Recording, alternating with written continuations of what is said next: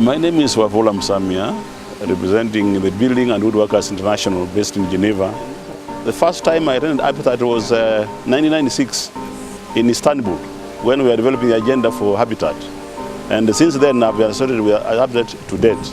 And I think that is a very good process where we address issues about the cities, the growing of slums, the marginalization of people, like the vulnerable, the weak and vulnerable. So those are issues that we have to discuss.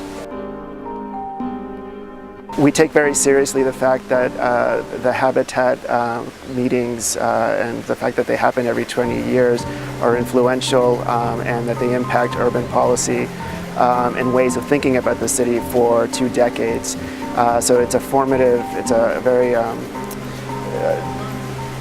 crucial moment to make sure that we participate along with so many other stakeholders and member states to define an agenda that's appropriate for the 21st century.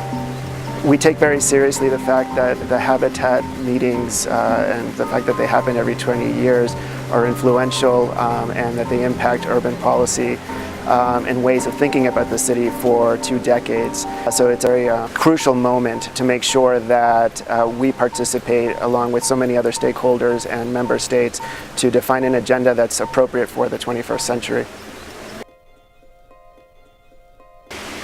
So I'm Victoria Ramos. I work at ActionAid Brazil as a policy assistant, and I'm based in Rio de Janeiro.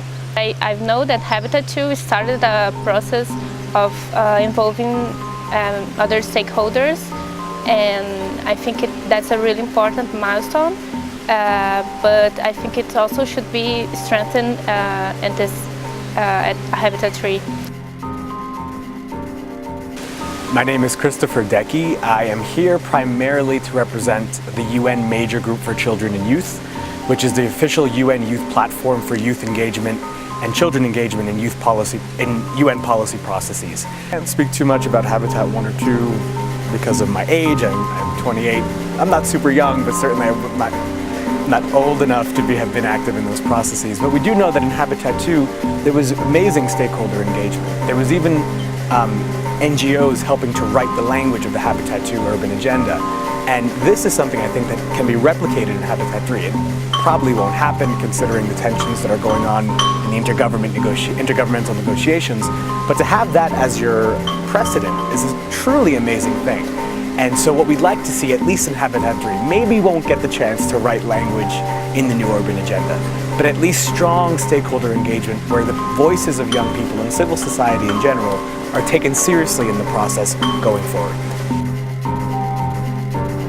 Bird. I'm the Operations Director for WeGo, which is Women in Informal Employment, Globalizing and Organizing. It's been brought to our attention through a few different channels now that there were 200 recommendations made at Habitat 2, and there's been very little visible follow-up on how those recommendations have been implemented and what the impact of the implementation of those recommendations has been.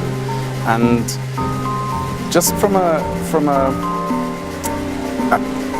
principled point of view, I think it's important that if we make agreements as a global community, that we look at how those agreements are put into practice.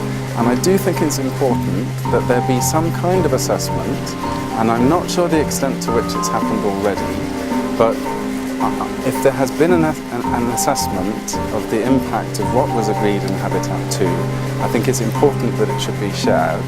If there has been no assessment, then I think it's really important that there should be one, because the world has changed in the 20 years between Habitat 2 and Habitat 3, but we shouldn't forget the past, and we shouldn't forget that when we make agreements, those are important agreements.